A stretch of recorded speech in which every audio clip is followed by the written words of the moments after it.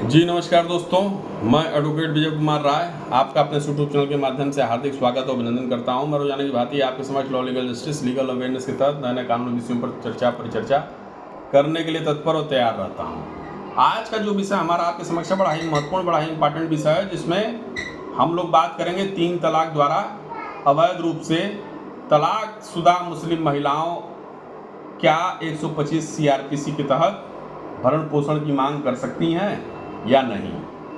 तो अभी आप लोगों ने भी सुना होगा, सुप्रीम कोर्ट का एक लेटेस्ट जजमेंट है, उसी की चर्चा परिचर्चा मैं अपने इस यूट्यूब चैनल के माध्यम से आपके समक्ष करने के लिए तत्पर और तैयार हूँ। तो सुप्रीम कोर्ट ने माना कि 3 तलाक के माध्यम से अवैध रूप से तलाकशुदा मुस्लिम महिलाएं दंड प्रक्रिया संहिता की धारा 125 के तहत अपने पति से भरण पोषण की मांग करने के हकदार हैं। तो इस जजमेंट में सुप्रीम कोर्ट ने क्यों ऐसा यह चीज समझा कि मुस्लिम महिलाएं अवैध तरीके से जो तलाक पा गई या उनको तलाक मिल गया तो उनको भरण पोषण की मांग वो कर सकती हैं। क्या ऐसे कारण थे, सुप्रीम कोर्ट ने क्या अपना व्यू रखा, इसी पर मेरी आज चर्चा परिचर्चा आज आपके समक्ष है। वीडियो को स्वाइप न करिएगा, वीडियो को भगा के न देखिएगा, अंतिम तक देखिएगा तो पूरी कहानी आपको समझ में आ जाएगी। तो शुरू करते हैं। तो जैसा कि हम लोग जानते हैं, ये जो जजमेंट वर्तमान आया, इससे पहले 2019 में 3 तलाक का एक अधिनियम हमारे देश में लागू हुआ, विवाह अधिकार संरक्षण अधिनियम 2019। इसमें 3 तलाक के बारे में पूरी कहानी बताई गई है। अब इस अधिनियम के तहत कि मुस्लिम महिला विवाह अधिकार संरक्षण अधिनियम 2019 के तहत दिए गए उपाय के अतिरिक्त जो निर्दिष्ट करता है कि महिला जिसे 3 तलाक के अधीन किया गया वह अपने पति से निर्वाह भत्ता का दावा करने की हकदार होगी। अब 2019 अधिनियम ने 3 तलाक की प्रथा को आपराधिक बना दिया। मतलब ये जो 2019 में कानून आया 3 तलाक वाला, इसको आपराधिक व्यवस्था के तहत ये है। अब इसमें एक बड़ा इम्पोर्टेंट प्रश्न था जो माननीय सुप्रीम कोर्ट के सापेक्ष में आया। और माननीय सुप्रीम कोर्ट ने इस पर यह टिप्पणी की कि 125 के बाबत कि देखिए, जब माननीय सुप्रीम कोर्ट की वर्डिंग बता रहा हूं, जो माननीय सुप्रीम कोर्ट ने अपने शब्दों में क्या कहा,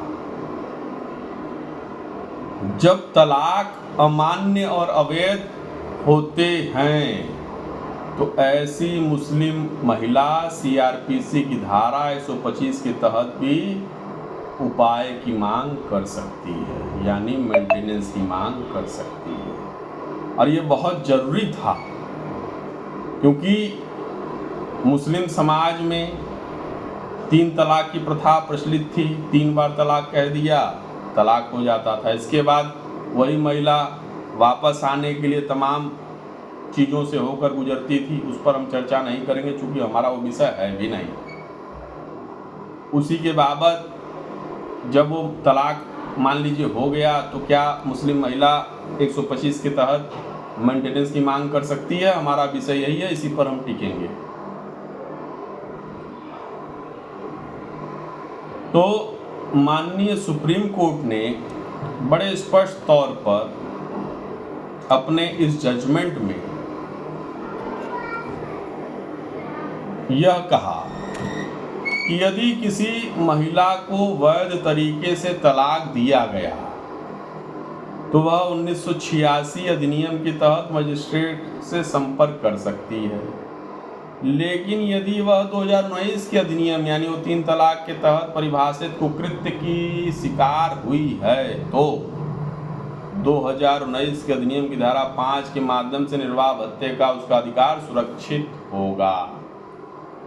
यही सबसे बड़ी व्यवस्था के तहत माननीय सुप्रीम कोर्ट का आदेश आया।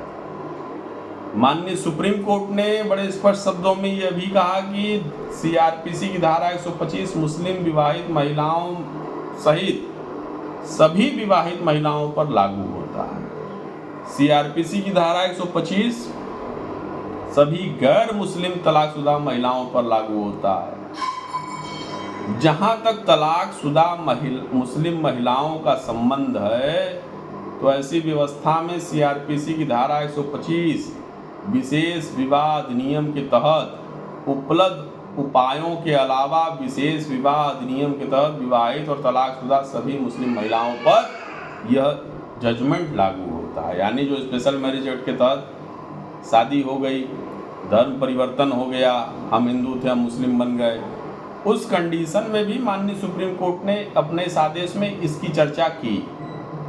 अब इसमें एक चर्चा माननीय सुप्रीम कोर्ट ने यह भी की, यदि मुस्लिम महिलाएं मुस्लिम कानून के तहत विवाहित और तलाकशुदा हैं तो सीआरपीसी की धारा 125 के साथ साथ 1986 अधिनियम के प्रावधान भी लागू होते हैं।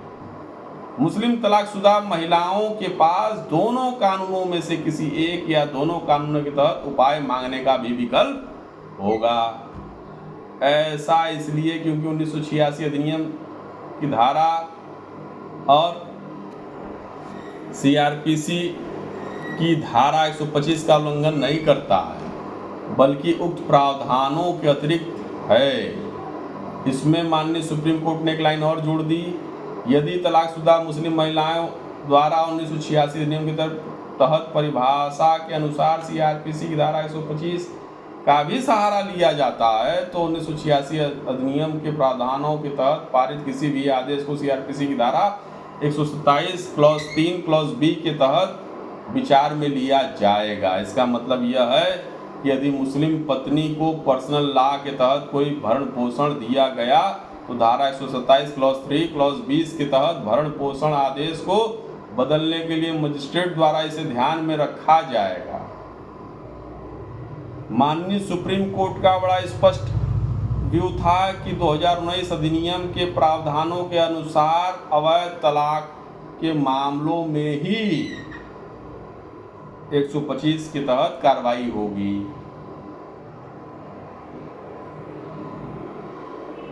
तो यही आज की चर्चा परिचर्चा मेरी आज आपके समक्ष थी, जिस पर हमने आज आपके समक्ष चर्चा परिचर्चा की।